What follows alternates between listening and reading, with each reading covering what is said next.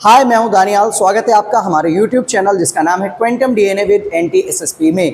अगर simple C chemistry की बात की जाए, चाहे वो किसी क्लास की केमिस्ट्री हो, क्लास 11th, क्लास 12, उसमें अगर स्ट्रक्चर्स बनाना नहीं आ रहे हैं, शेप्स बनाना नहीं आ रहे हैं, तो सबसे ज़्यादा प्रॉब्लम होगी ऑर्गेनिक इनऑर्गेनिक केमिस्ट्री को समझने में। क्योंकि अगर हमें शेप्स नहीं समझ में आते हैं, मॉलिक्यूल का स्ट्रक्चर नहीं समझ में आता है, तो हम किसी भी टाइप के या किसी भी टाइप के एग्जाम्स को क्वालिफाई करने में कहीं ना कहीं पीछे रह जाएंगे। तो सबसे इंपॉर्टेंट जो टॉपिक है क्लास 11th केमिस्ट्री का, वो है VSEPR theory. VSEPR theory class 11th की केमिस्ट्री में है, लेकिन अगर VSEPR थ्योरी नहीं आती तो 12th की, नीट की, जेई की किसी भी केमिस्ट्री को करने की हम हिम्मत ही नहीं कर सकते। तो सबसे पहले स्टार्ट करते हैं VSEPR थ्योरी के, और VSEPR थ्योरी के अच्छे अच्छे प्यारे प्यारे आए हुए MCQs को हम लोग यहाँ पर सॉल्व करेंगे। सबसे पहले तो देख लो, देखो VSEPR थ्योरी की फुल फॉर्म सभी लोग को पता होगी, क्या होगी? VSEPR थ्योरी की फुल फॉर्म है valence shell electron pair repulsion theory. VSEPR theory की फुल फॉर्म क्या है? Valence shell electron pair repulsion theory.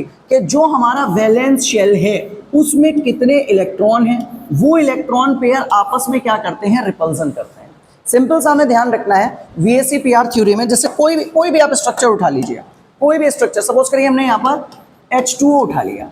अब अगर हम H2O के केस में देखें, ऑक्सीजन के आउटर मोस्ट शेल में कितने इलेक्ट्रॉन होते हैं? 2,6। आउटर मोस्ट शेल में 6 इलेक्ट्रॉन है। तो अभी हमने यहाँ पर ले लिया ऑक्सीजन, और ऑक्सीजन के साथ में हमने लगा दिए 2 हाइड्रोजन, एक हाइड्रोजन इधर और एक हाइड्रोजन हमने इधर दे दिया। अब आप देखो ऑक्सीजन के आउटर मोस्ट शेल में इलेक्ट्रॉन कितने थे? 6। तो 6 इलेक्ट्रॉन के लिए 1 2 3 4 5 6 कितने इलेक्ट्रॉन हो गए? 6 इलेक्ट्रॉन या ऑक्सीजन के आउटर मोस्ट शेल में हो गए, और हाइड्रोजन अपने 1 इलेक्ट्रॉन वाले सिंपल सा ऐसे करके बने हुए हैं। अब अगर हम देखेंगे यहाँ से ये 2 बॉन्ड बन गए, ऑक्सीजन ने 1 बॉन्ड इधर हाइड्रोजन के साथ, 1 बॉन्ड इधर हाइड्रोजन के साथ बना लिया। तो देखने में तो जनरली ये ठीक है, ऐसे ही बॉन्डिंग होती है, कोई प्रॉब्लम नहीं है। लेकिन ये जो लोन पेयर हैं, ये जो दोनों लोन पेयर हैं, इन लोन पेयर का इंपैक्ट पड़ेगा किसके ऊपर? इस बॉन्ड पेयर के ऊपर। और जब इन लोन पेयर का इस बॉन्ड पेयर के ऊपर इंपैक्ट पड़ेगा तो ये बॉन्ड टिल्ट होकर क्या हो जाएगा? ये बॉन्ड के जो हाइड्रोजन होंगे वो हल्के से ऐसे नीचे की तरफ आ जाएंगे। तो अगर आप ध्यान से देखोगे, ये जो हाइड्रोजन है यहाँ डायरेक्ट ऐसे करके नीचे की तरफ आ जाएंगे, और ये लोन पेयर जो यहाँ पर है ये अपना स्पेस ऑक्यूपाई कर लेंगे। तो अभी हमें सिंपल सा पता चला कि कोई भी स्ट्रक्चर जैसा दिखता है वैसा नहीं होता, उसका इंपैक्ट पड़ता है, और उस इंपैक्ट की वजह से ये बॉन्ड यहाँ पर मूव कर गया। ये बॉन्ड क्यों मूव करा? क्योंकि इसमें हैं इलेक्ट्रॉन्स। क्या है इसमें अंदर? इलेक्ट्रॉन। तो कहीं ना कहीं ये हमारे लोन पेयर इलेक्ट्रॉन, ये हमारे बॉन्ड पेयर इलेक्ट्रॉन। तो अगर आप देखो तो दोनों क्या है? इलेक्ट्रॉन का जोड़ा है। दोनों क्या है? इलेक्ट्रॉन का पेयर है। और इलेक्ट्रॉन के पेयर के बीच में क्या हो रहा है? रिपल्सन हो रहा है। जब इलेक्ट्रॉन का पेयर एक दूसरे को रिपेल कर रहे हैं, और ये इलेक्ट्रॉन पेयर कौन से इलेक्ट्रॉन पेयर हैं? जो उनके वैलेंस शेल में, ये 6 इलेक्ट्रॉन आपने बताए हैं, ये ऑक्सीजन के वैलेंस शेल के तो इलेक्ट्रॉन है। तो सिंपल सा थ्योरी क्या कह रही है कि जो वैलेंस शेल में इलेक्ट्रॉन हैं, जो वैलेंस शेल में इलेक्ट्रॉन के जोड़े हैं, वो जोड़े या तो आपके लोन पेयर हो सकते हैं या वो जोड़े बॉन्ड पेयर हो सकते हैं। कोई सा भी पेयर हो, उनके बीच में क्या होता है? रिपल्सन होता है। जब उनके बीच में रिपल्सन होता है तो अपना सही स्ट्रक्चर बनाने के लिए वो दूरी बढ़ा लेते हैं। एक सिंपल सी चीज देखो, आपकी अपने क्लास में या आपके अपने घर में या आपके अपने एनवायरनमेंट में किसी से भी अगर लड़ाई रहती है, या आप किसी से आपको कोई बंदा अच्छा नहीं लगता, तो आप क्या करते हो? सिंपल उससे थोड़ी सी दूरी पर जाकर बैठ जाते हो। आप उसके पास थोड़ी ना रहते हो, आप उससे दूर चले जाते हो। क्योंकि जब आप उससे दूर, जैसे सपोज करो मैं ए हूं और मेरी बी से नहीं बन रही है, तो हम ए बी के मैक्सिमम डिस्टेंस पर चला जाएगा ना, जितना ज्यादा दूर जा सकते हो। जब हम मैक्सिमम डिस्टेंस पर चले आएंगे तो हमारे बीच में होने वाला रिपल्सन क्या हो जाएगा? कम हो जाएगा। कुछ भी करना है, ऐसे बॉन्डिंग करनी है या ऐसा शेप लेना है जिसमें हमारे बीच का रिपल्सन मिनिमम हो जाए, हमारे बीच का डिस्टेंस मैक्सिमम हो जाए। यही थ्योरी है VSEPR थ्योरी, और इसी थ्योरी पर आए हुए और आपके एग्जाम्स में आने वाले सारे क्वेश्चंस को हम लोग यहाँ पर क्लियर करेंगे। अगर आपने सारे MCQs देख लिए, पूरी वीडियो आपने देख ली, तो 100% VSEPR थ्योरी से आने वाले सारे टाइप के क्वेश्चंस आप कर पाएंगे। चलिए शुरू करें। पहला क्वेश्चन यहाँ पर इन्होंने पूछा है कि who proposed the VSEPR theory and when. VSEPR theory को किसने दिया, कब प्रपोज किया। पहला ऑप्शन दे रहे हैं लाइनस पाउलिंग। लाइनस पाउलिंग आपने नाम सुना होगा इनका, ये पाउलिंग भाई हैं, इन्होंने इलेक्ट्रोनेगेटिविटी स्केल दिया था। इलेक्ट्रोनेगेटिविटी को मेजर करने के लिए स्केल दिया था और बताया था कि फ्लोरीन पूरी पीरियोडिक टेबल में सबसे हरामखोर व्यक्ति है, फ्लोरीन सबसे ज्यादा इलेक्ट्रोनेगेटिव एलिमेंट है। उसके बाद में दूसरा ऑप्शन है गिल्स्पी एंड नियाईहोम। गिल्स्पी एंड नियाईहोम जो है यही वो दो बंदे हैं जिन्होंने, दूसरे नंबर पे ये ऑप्शन मिल गया, जिन्होंने VSEPR थ्योरी को रिफाइन किया था। इन्होंने इसका रिफाइन वर्जन प्रपोज किया था, दोबारा इन्होंने प्रपोज करी थी VSEPR थ्योरी को। लुइस, इनको आप जानते होंगे, इनका एक छोटा भाई क्या इनका एक दोस्त था या इनके साथ में एक कलीग थे, कोसेल एंड लुइस, जिन्होंने आपको डॉट स्ट्रक्चर दिए थे, तो ये तो यहां पर नहीं पूछा गया। वंडरवॉल्स, सभी लोग वंडरवॉल्स के नाम से वाकिफ होंगे। वंडरवॉल्स जिन्होंने फोर्सेस दिए थे, इंटरमोलिकुलर फोर्सेस के दो मॉलिक्यूल्स के बीच कैसे फोर्स लगते हैं, तो वंडरवॉल्स तो आंसर नहीं होने यहाँ पर, लुइस आंसर नहीं होने यहाँ पर, पाउलिंग आंसर नहीं होने यहाँ पर सही आंसर क्या हो जाएगा हमारा, गिल्स्पी एंड नियाईहोम। लेकिन इस चीज को ध्यान रखिएगा, सिंपल सा, VSEPR थ्योरी गिल्स्पी और नियाईहोम ने 1957 में रिफाइन करी है, प्रपोज नहीं करी है। इससे पहले भी VSEPR थ्योरी के कुछ पोस्टुलेट्स प्रपोज हो चुके थे। किसने किए थे जल्दी से बताइए, सिडविक ने। किसने किए थे, सिडविक एंड पॉवेल, ये दो बंदे थे, ये ऑप्शन में नहीं इनका नाम दे रखा है, ये अलग बात है। ये दो बंदे थे जिन्होंने VSEPR थ्योरी की स्टार्टिंग करी थी। तो अगर गिल्स्पी और नियाईहोम ना हो ऑप्शन में और सिडविक और पॉवेल ऑप्शन में हो तो आप ये भी लगा सकते हैं। वैसे यहां पर सही आपका गिल्स्पी और नियाईहोम हो जाएगा। पहले 1940 में जब ये थ्योरी प्रपोज हुई थी तो इसमें कुछ चीजें की कमी थी, जिसको सही बनाकर रिफाइन करके 17 साल के बाद 1957 में गिल्स्पी और नियाईहोम ने प्रपोज किया। तो ये पहला क्वेश्चन किसने प्रपोज करी, तो यहां पर दो के नाम ध्यान रखिए, गिल्स्पी नियाईहोम और दूसरा सिडविक एंड पॉवेल। क्लियर, चलते हैं नेक्स्ट क्वेश्चन पे।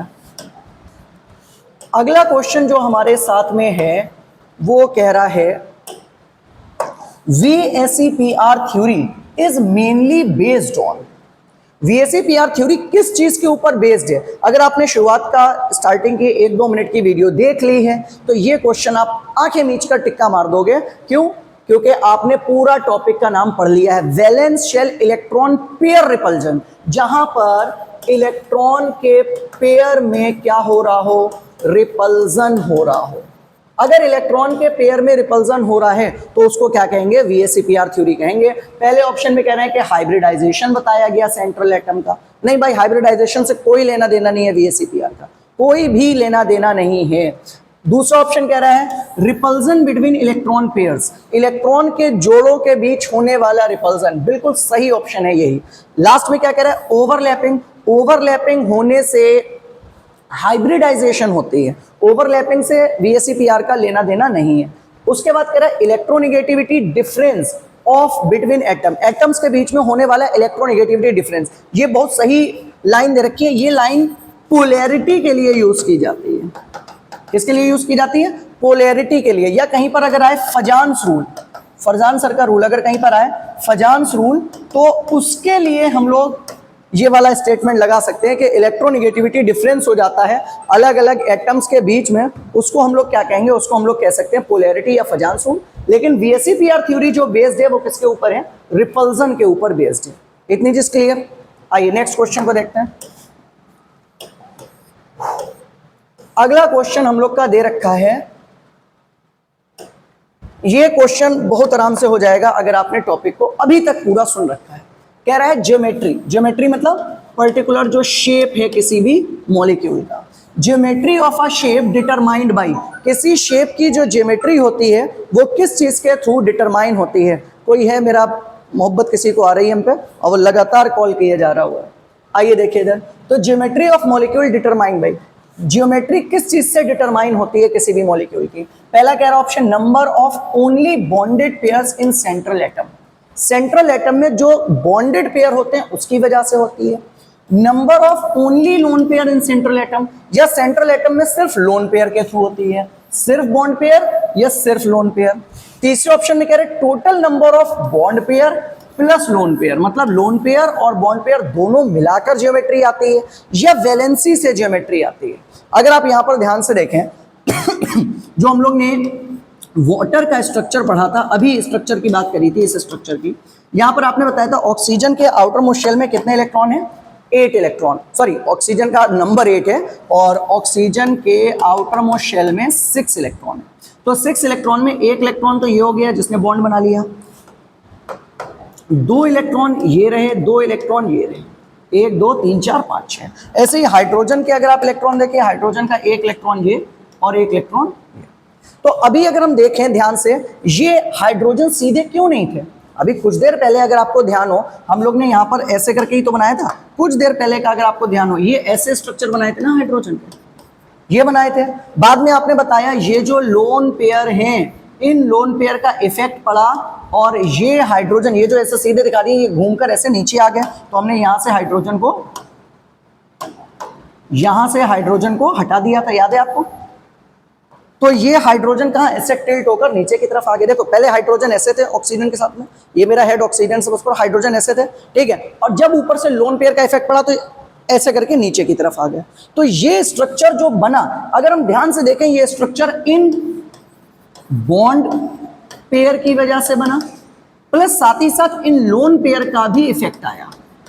तो ये lone pair plus bond pair दोनों का जब इफेक्ट आ रहा है तो हम ज्योमेट्री सही तरीके से बना रहे हैं। तो सही ऑप्शन हमारा हो जाएगा bond pair plus lone pair, दोनों का इंपैक्ट हमें देखने को मिलता है किसी भी मॉलिक्यूल की स्ट्रक्चर या किसी भी मॉलिक्यूल की ज्योमेट्री बनाने के लिए। अब किसी के दिमाग में यह भी चल सकता है, बोले भाई फिर वैलेंसी, यही तो वैलेंसी है, 6 इलेक्ट्रॉन है, 6 इलेक्ट्रॉन तो वैलेंस शेल के इलेक्ट्रॉन है, तो 6 का इलेक्ट्रॉन का तो इफेक्ट पड़ रहा है। बिल्कुल सही बात है, वैलेंसी की वजह से शेप आता है, वैलेंसी की वजह से शेप बनता है, लेकिन जो लोन पेयर और बॉन्ड पेयर दोनों अलग अलग दिखा रहे हैं, तो सबसे सही आंसर जो हमारा मोस्ट करेक्ट आंसर होगा वो हमारा लोन पेयर और बॉन्ड पेयर दोनों का नंबर होगा। क्योंकि VSEPR थ्योरी पूरी डिपेंड करती है बॉन्डेड एटम्स पर, बॉन्डेड पेयर्स पर और प्लस लोन पेयर पर। तो इस बात को बिल्कुल साफ दिमाग में बसा लीजिएगा। अगला क्वेश्चन देखें, नेक्स्ट क्वेश्चन ये रहा बेहतरीन वाला प्यारा सा, क्या कह रहा है, इन VSEPR थ्योरी में स्ट्रॉन्गेस्ट रिपल्जन इज, सबसे ज्यादा रिपल्जन किसके बीच में होता है, जो मैक्सिमम रिपल्जन हो जाए वो किसके बीच में होगा। देखो एक चीज आंखें मीच कर याद रखना, हम लोग ने जब VSEPR थ्योरी पढ़ लेते तब भी हम लोग ने बात करी थी, जो डिग्री होती है, इसको नोट कर लो, कहीं पर लिख लो इस बात को, जो डिग्री होती है रिपल्जन की, डिग्री ऑफ रिपल्जन, वो सबसे ज्यादा होती है लोन पेयर में, सबसे ज्यादा डिग्री ऑफ रिपल्जन होती है लोन पेयर में, उसके कम होती है लोन पेयर बॉन्ड पेयर में, और सबसे कम होती है, सबसे कम किस में होती है, बॉन्ड पेयर और बॉन्ड पेयर में। मतलब LP की सबसे, LP लुई फिलिप्स नहीं है भाई, LP लुई फिलिप्स नहीं, लोन पेयर है, ठीक है, और ये ब्लड प्रेशर नहीं है, बॉन्डेड पेयर्स हैं, बॉन्डेड इलेक्ट्रॉन। तो अगर कहीं 2 लोन पेयर हैं, कहीं पर भी 2 लोन पेयर, वो बहुत ज्यादा रिपेल कर रहा होंगे, लोन पेयर के साथ एक बॉन्ड पेयर है वो भी रिपेल कर रहा होगा, लेकिन लोन पेयर से कम रिपेल कर रहा होगा। बॉन्ड पेयर जो है इनके बीच में सबसे कम रिपल्जन होता है। तो सही ऑप्शन अगर आप यहां पर देखो, स्ट्रॉन्गेस्ट रिपल्जन का पूछा गया है, या इसको वीक रिपल्जन भी कह सकता था, ये वीक रिपल्जन कहता है तो हम इसी ऑर्डर को उल्टा कर देते हैं। तो अभी यहां पर हमसे पूछा है स्ट्रॉन्गेस्ट, तो सबसे ज्यादा लोन पेयर बॉन्ड पेयर में तो मॉडरेट होता है, बॉन्ड पेयर में कम होता है, देखो इसमें दिख रहा है लास्ट में। उसके बाद कह रहे हैं लोन पेयर, तो सबसे ज्यादा आपको रिपल्जन किसके अंदर दिख रहा है, सी लोन पेयर, न्यूक्लियस के कोई रिपल्जन नहीं होता, तो ये सबसे ज्यादा लोन पेयर का रिपल्जन है, तो सही ऑप्शन हमारा ये सी हो जाएगा। क्या इस टाइप के क्वेश्चन आपको समझ में आ रहे हैं, आप कर सकते हैं। अगर आप यहां पर देखो, इसमें इस स्ट्रक्चर को अगर आप देख लो फिर से, वाटर को, मम्मम को अगर फिर से ध्यान दो, तो यहां पर ये 2 लोन पेयर थे, ये लोन पेयर, तो सबसे ज्यादा रिपल्जन इन दोनों लोन पेयर के अंदर होगा। फिर इस लोन पेयर और इस बॉन्ड पेयर के अंदर हो रहा होगा, और सबसे कम रिपल्जन जो हो रहा होगा वो किसके अंदर हो रहा होगा, ये 2 बॉन्ड पेयर है इनके अंदर हो रहा होगा। तो ये LP सबसे ज्यादा repulsion, lone pair bond pair कम रिपल्जन, बॉन्ड पेयर सबसे कम रिपल्जन। क्लियर, समझ में आ गई इतनी चीज। आइए नेक्स्ट क्वेश्चन को देखते हैं हम लोग। अगला जो हम लोग का प्यारा सा खूबसूरत सा क्वेश्चन है, वाह वाह वाह वाह वाह, बढ़िया वाला आया ये क्वेश्चन, देखो इधर। The bond angle order in molecules, molecules में जो बॉन्ड ऑर्डर का, बॉन्ड एंगल का ऑर्डर है वो क्या होना चाहिए। यहां पर देखो हमें 3 ऑप्शन दे रखे हैं। इस टाइप से आपको कुछ भी कोई भी ऑप्शन मिल सकता है। अगर आप VSCPR पूरी डिटेल में सारी चीजें अच्छे से पढ़ लेते हो तो आपको सबके स्ट्रक्चर समझ में आ जाएंगे। जब हमें स्ट्रक्चर समझ में आएंगे, हमें बॉन्ड एंगल्स पता होंगे, बॉन्ड एंगल्स पता होंगे तो हम बॉन्ड एंगल का ऑर्डर निकाल सकते हैं कि सबसे ज्यादा किसमें बॉन्ड एंगल होगा, सबसे कम किसमें होगा। इधर देखिए यहाँ पर 3 ऑप्शन दे रखे हैं हर में, water, ammonia and CH4, water, ammonia and CH4। तो अगर हम नंबरिंग करें, सबसे पहले अगर हम वाटर का स्ट्रक्चर बनाएं, इधर देखिए यही तो होता है वाटर का स्ट्रक्चर, यही होता है वाटर का स्ट्रक्चर। बहुत देर से बना रहे हो और बता भी रहे हो कि यहाँ पर वाटर में 2 लोन पेयर होते हैं। क्यों 2 लोन पेयर होते हैं? क्योंकि ऑक्सीजन के पास कितने इलेक्ट्रॉन थे, आउटर मोस्ट शेल में 6 इलेक्ट्रॉन थे, 1 2 2 से बॉन्ड बना लिए और 2 लोन पेयर यहाँ पर रह गए। तो वाटर के पास कितने लोन पेयर हैं, 2 लोन पेयर। ठीक, इसके बाद में दूसरा स्ट्रक्चर हम लोग अगर अमोनिया का देखें, NH3 का, तो NH3 में हम लोग को पता है नाइट्रोजन नंबर 7 होता है, 2,5, आउटर मोस्ट शेल में 5 इलेक्ट्रॉन होते हैं। तो जब 5 इलेक्ट्रॉन है, उन 5 इलेक्ट्रॉन को हम लोग दिखा दें, ये रहे 3 इलेक्ट्रॉन और ये रहे 2 इलेक्ट्रॉन, टोटल कितने हो गए 5। यहाँ ये जुड़ गया, एक हाइड्रोजन, दूसरा हाइड्रोजन, तीसरा हाइड्रोजन, ये 3 बॉन्ड बना लिए यहाँ पर, और ये रह गया एक कौन, लोन पेयर। एक कौन रह गया यहाँ पर, लोन पेयर। ऐसे यहाँ पर कितने लोन पेयर थे, यहाँ पर 2 लोन पेयर थे। तो अमोनिया के केस में कितना है, सिंगल 1 लोन पेयर है, एक लोन पेयर प्रेजेंट है। ऐसे ही अगर आप दूसरा उठाओ, तीसरा कौन सा ऑप्शन दे रखा है, CH4। अगर हम CH4 को उठाएं, ठीक है, तो CH4 का जो स्ट्रक्चर होता है उसमें क्या होता है, एक ही हमारा सिंगल बॉन्ड। पहले आप इसका वैलेंसी देख लो, कार्बन नंबर कितना होता है 6, 2,4, आउटर मोस्ट शेल में कितने इलेक्ट्रॉन है, 4। जब कार्बन के आउटर मोस्ट शेल में 4 इलेक्ट्रॉन है तो चारों बॉन्ड अलग अलग दिशा में होंगे। देखो वैसे बनाने के लिए हम लोग ऐसे भी बना देते हैं चारों बॉन्ड, लेकिन ये गलत है। कार्बन के जो चारों बॉन्ड होते हैं वो सिंपल सा, जैसे आपने ट्राइपॉड देखा है जो मेरे सामने रखा हुआ है, सेम उसकी तरीके से होता है। अब ट्राइपॉड में क्या है, इधर देखो ट्राइपॉड में क्या है, ट्राइपॉड के अंदर ये हमारा ऊपर फोन लगा हुआ है, तो ये सपोज करो 1 इलेक्ट्रॉन पेयर हो गया, ठीक है, या 1 इलेक्ट्रॉन हो गया, सॉरी पेयर नहीं, 1 इलेक्ट्रॉन हो गया। उसके बाद में यहाँ पर नीचे 3 इसके पेयर दे रखे हैं ट्राइपॉड के, ऐसे ही तो होता है ट्राइपॉड। लेकिन ये तीनों पेयर क्या एक ही प्लेन में है, नहीं है। एक पेयर इधर की तरफ है, एक इधर की तरफ है और एक इधर की तरफ है। अगर आप इस चीज को फील कर पा रहे हो तो आपको VSCPR समझ में आएगी। ये कार्बन एक तो ऊपर आपने कैमरा लगा दिया, ठीक है, एक इधर की साइड में, एक इधर की साइड में और एक इधर की साइड में, ये अलग अलग डायरेक्शन में हो गया। जब ये अलग अलग डायरेक्शन में हो गया तो इनको हम अलग अलग चीजों से डिनोट करते हैं। कैसे डिनोट करेंगे, नहीं बंद ना होना सब, कैसे डिनोट करेंगे इसको हम लोग, जैसे ही हमने कार्बन ले लिया, कार्बन का 1 इलेक्ट्रॉन ऊपर दे दिया, 1 इलेक्ट्रॉन इधर, 1 इलेक्ट्रॉन इधर, 1 इलेक्ट्रॉन इधर। अब इनके साथ में जोड़ दिया हम लोग ने 1 हाइड्रोजन, दूसरा हाइड्रोजन, तीसरा हाइड्रोजन, चौथा हाइड्रोजन, तभी तो CH4 बनेगा। तो एक बॉन्ड तो हम ये ऐसे सीधे इसके साथ दिखा दे रहे हैं, एक इसके साथ दिखा दे रहे हैं, एक हम ये ऐसे विच बॉन्ड दिखा दे रहे हैं, और एक बॉन्ड हम कैसे दिखा दें, ऐसे डैश की तरीके से। मतलब क्या हुआ कि एक बॉन्ड आगे की तरफ निकला है और एक पीछे की तरफ है, तभी तो ये 4 बॉन्ड बनेंगे। तो ये यहां पर क्या आपको CH4 में कार्बन के आउटर मोस्ट शेल में 4 इलेक्ट्रॉन थे, चारों यूज हो गए। क्या आपको सिंपल सा बताइए यहां पर कोई लोन पेयर दिख रहा है, नो, कोई भी लोन पेयर नहीं है, नो लोन पेयर। यहां पर 2 लोन पेयर, यहां पर 1 लोन पेयर, यहां पर कोई भी लोन पेयर नहीं। देखो वैसे तो हम लोग इसको सीधे से आंसर लगा सकते थे, लेकिन जब तक आप टॉपिक को समझोगे नहीं, कैसे हमें, अगर इस टाइप का कोई और उसने मॉलिक्यूल्स दे दिए तो क्या करेंगे। तो अब तुम यहां पर बिल्कुल सा ध्यान रखो, जहां पर लोन पेयर जितने ज्यादा होंगे बॉन्ड एंगल उतना ही क्या हो जाएगा, छोटा हो जाएगा। मतलब इधर देखिए यहां पर इस बात को बिल्कुल रट लो, इस बात को बिल्कुल दिमाग में बसा लो कि जितने ज्यादा lone pair, number of lone pair inversely proportional to bond angle, जितने ज्यादा लोन पेयर बनेंगे बॉन्ड एंगल उतना ही आपका क्या हो जाएगा, छोटा हो जाएगा। उतना ही बॉन्ड एंगल कम हो जाएगा। तो अभी अगर हम लोग इसकी डिग्री की बात करें किसमें कितनी होती है, वो याद रखने की कोई खास जरूरत नहीं है। अगर आप याद रखते हो बहुत अच्छी बात है कि आपको CH4 का अगर याद रखना है तो यहां पर कितनी होती है 109.5 डिग्री। यहां पर अमोनिया के केस में कितनी होती है लगभग 107 डिग्री। वाटर के केस में कितनी होती है 104.5 डिग्री। इतने मॉलिक्यूल्स में अलग अलग बॉन्ड्स हमारा आ रहा है। तो अभी अगर हम यहाँ पर ध्यान से देखें तो जहां पर लोन पेयर बिल्कुल नहीं है, कोई भी लोन पेयर नहीं है, वहां सबसे ज्यादा है बॉन्ड एंगल। जहां पर एक लोन पेयर है वहां पर बॉन्ड एंगल कम है। जहां पर दो लोन पेयर है वहां बॉन्ड एंगल और कम है। तो मतलब जैसे जैसे लोन पेयर बढ़ेंगे नंबर बॉन्ड एंगल और छोटा होता चला जाएगा। तो सबसे छोटा बॉन्ड एंगल हमारा वाटर में है, फिर अमोनिया में, फिर मीथेन में। तो आप देखिए सबसे छोटा किसमें है बॉन्ड एंगल, वाटर में, फिर अमोनिया में, फिर मीथेन में। यही ऑप्शन हमें सही मिल गया पहले नंबर पे। क्या आपको ये समझ में आ गया? ये चीज समझ में आ गई? कोई दिक्कत यहां तक? कोई दिक्कत नहीं। चलिए चलते हैं अब हम लोग नेक्स्ट क्वेश्चन पे। वीडियो बड़ी तो नहीं हो रही फरजान सर? आइए अगला टॉपिक, अगला क्वेश्चन जो हमारा है उसमें कह रहा है the shape of BeCl2 molecule is.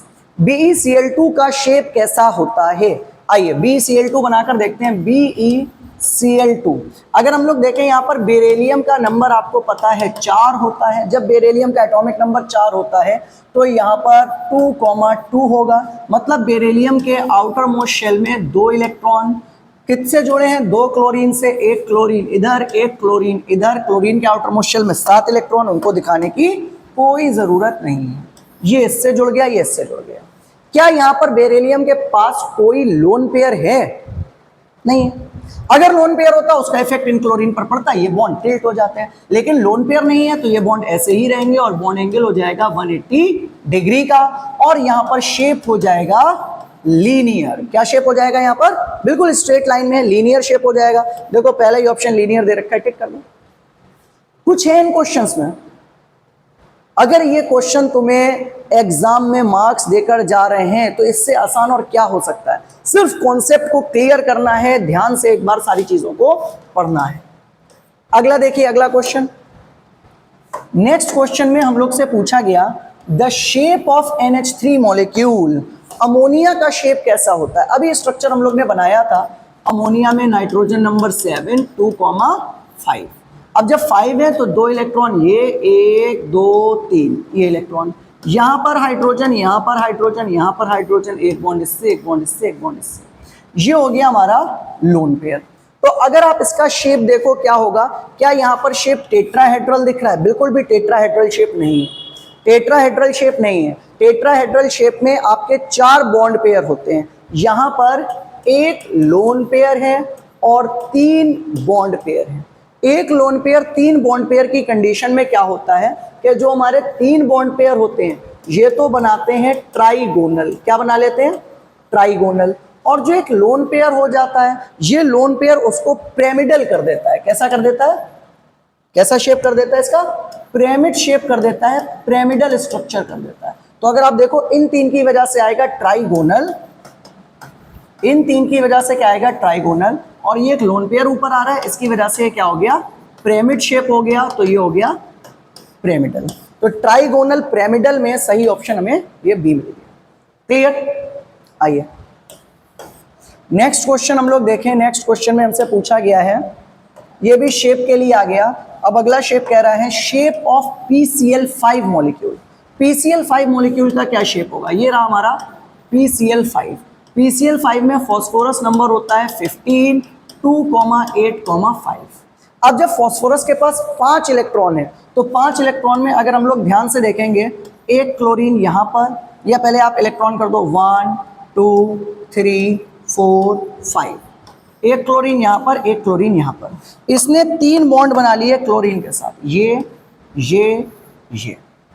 अब ये 2 इलेक्ट्रॉन ऊपर नीचे, अगर किसी के दिमाग में चल रहा हो कि यहाँ तो ऑक्टेट से ऊपर निकल गया, क्योंकि 5 इलेक्ट्रॉन उसके अपने हैं, 1 2 3 बॉन्ड वो बना चुका है, तो 8 ऑक्टेट। लुईस साहब तो यहाँ खराब हो गए। लुईस साहब कुछ कंपाउंड्स में खराब हो ही जाते हैं। हाइपरवैलेंट कंपाउंड्स में लुईस साहब को वैल्यू नहीं दी जाती इतनी खास। तो यहाँ पर एक क्लोरीन हमारा ऊपर आया, एक क्लोरीन हमारा नीचे आया, और उन क्लोरीन के साथ में ये बन गए बॉन्ड्स। क्या आपको इतनी बात समझ में आ गई? अब अगर हम लोग शेप देखें तो ये जो तीन बने थे टिंग टिंग टिंग टिंग टिंग टिंग, इन तीन का शेप कैसा आ रहा है? ट्राइगोनल। कैसा आ रहा है इन तीन का शेप? ट्राइगोनल। लेकिन अब इस ट्राइगोनल में ऐसे ऐसे करके देखो, ये सपोज करो ये ट्राइगोनल है, इन ट्राइगोनल में एक क्लोरीन ये ऊपर आ गई और एक क्लोरीन ये नीचे आ गई, तो ये दो ऊपर नीचे वाले हो गए, ये कहलाएंगे बाई पिरामिडल। बाई पिरामिडल क्यों? एक ऊपर है एक नीचे है, ट्राइगोनल बाई पिरामिडल। इन सबका बॉन्ड एंगल भी अलग अलग रहेगा। इसमें बॉन्ड एंगल रहेगा ट्राइगोनल की वजह से 120 का, और इनका बॉन्ड एंगल जो होगा ये, इसका बॉन्ड एंगल यहां से यहां के बीच में ये कितना हो जाएगा? 90 डिग्री का। तो दो टाइप के बॉन्ड एंगल, फिलहाल बॉन्ड एंगल हमसे पूछे नहीं है, सही ऑप्शन ट्राइगोनल बाई पिरामिडल ये मिल गया। क्या इस टाइप से अगर क्वेश्चन आए हम लोग नहीं कर पाएंगे? बहुत आराम से कर लेंगे अगर आप ध्यान से पढ़ रहे हो एक एक चीज को। चलिए नेक्स्ट क्वेश्चन देखिए। अब देखो दो शेप हमने बना दी आपके सामने। अगला कह रहा है XeF4 ज़ीनॉन टेट्राफ्लोराइड का आपको शेप बनाना है। लो भाई लो, जो लोग कहते हैं ये नोबल गैस है, ये रिएक्ट नहीं करती, इनर्ट कहते हैं इन्हें, कद्दू कहते हैं, इनर्ट नहीं है ये इनर्ट, ठीक है, ये इनर्ट नहीं है, कुछ मॉलिक्यूल इनके कंपाउंड बनाते हैं। तो जल्दी से घर पे बैठे हो, खाली बैठे हो, XeF4 का स्ट्रक्चर बनाओ। जानने के लिए ध्यान रखना, ज़ीनॉन नंबर 54 होता है और आउटर मोस्ट शेल में इलेक्ट्रॉन कितने हो जाएंगे? 6। कितने इलेक्ट्रॉन हो जाएंगे आउटर मोस्ट शेल में? 6 इलेक्ट्रॉन हो जाएंगे। बनाकर निकाल लीजिएगा इसका, बनाकर कमेंट बॉक्स में जल्दी से आंसर करो। समझ में आया नहीं आया ये? आओ अगला देखिए, लास्ट क्वेश्चन है हमारे पास आज का, और जिसमें हमसे पूछा गया which of the following molecules, कौन सा मॉलिक्यूल है हैज ट्राइगोनल पिरामिडल शेप, किस का ट्राइगोनल पिरामिडल शेप है? चलो नीचे से स्टार्ट करते हैं क्योंकि आंसर तो यही वाला है। तो अभी यहाँ पर आप CH4 देखोगे, CH4 में आपको पता है कार्बन 1 2 3 4 ऐसे करके जुड़ा होता है। तो ये तो क्या हो गया? ये तो शेप हो गया हमारा टेट्राहेड्रल। BF3 को अगर आप ध्यान से देखोगे, BF3 में एक ब्रोमीन है और उसके साथ में फ्लोरीन कितने हैं? 3 फ्लोरीन है। कैसा शेप हो गया? जल्दी से बोलो ये ट्राइगोनल। उसके बाद में तीसरा कौन है? CO2। CO2 में अगर ध्यान से देखोगे ये कार्बन 2 ऑक्सीजन डबल बॉन्ड से जुड़ी होंगी, शेप कैसा हो गया? लीनियर। इसके बाद में अब बचा कौन हमारा? NH3। NH3 बहुत बार पढ़ चुके हो, आखिरी बार देख लो, 2 लोन पेयर, एक हाइड्रोजन, दूसरा हाइड्रोजन, तीसरा हाइड्रोजन, तीनों हाइड्रोजन जुड़ गए 3 बॉन्ड से, एक लोन पेयर रह गया, तो इसकी वजह से आया ट्राइगोनल, और ये ऊपर लोन पेयर का आया पिरामिडल। तो ट्राइगोनल पिरामिडल किसका शेप हो गया? अमोनिया का हो गया। अमोनिया पे आप आंसर लगा दोगे। समझ में आ गया? ये कुछ था इसमें? कुछ भी नहीं था। तो अगर VSEPR थ्योरी आपको अच्छे से समझ में आ गई हो तो इन सारे क्वेश्चंस को प्रैक्टिस करो, इस टाइप के लगने वाले सारे क्वेश्चंस को लगाइए ताकि आपका एक स्ट्रॉन्ग बिल्डअप हो। और अगर स्ट्रॉन्ग 11th नहीं हुआ, 11th की केमिस्ट्री का ये जो चैप्टर है ना, chemical bonding and molecular structure, ये जान है चैप्टर, ये चैप्टर पूरी केमिस्ट्री की जान है। तो अगर ये चैप्टर नहीं प्रिपेयर है तो आपको बहुत प्रॉब्लम होने वाली है। तो सिंपल सा इस क्वेश्चन को पढ़िए बहुत आराम से, एक एक पॉइंट को पढ़िए। अगर कोई भी चीज में डाउट हो तो कमेंट बॉक्स में जरूर पूछिए, ठीक है? आपके सारे डाउट्स को सॉल्व किया जाएगा। और साथ ही साथ वीडियो को लाइक, शेयर और कमेंट करना बिल्कुल भी ना भूलेंगे। अगला टॉपिक VSEPR थ्योरी के बाद में क्लास 11th केमिस्ट्री से क्या होना चाहिए ये आप कमेंट बॉक्स में बताइए। जो भी आप कहोगे वो टॉपिक हमारा नेक्स्ट टॉपिक बन जाएगा। चलिए मिलते हैं नेक्स्ट वीडियो में, जब तक के लिए थैंक यू।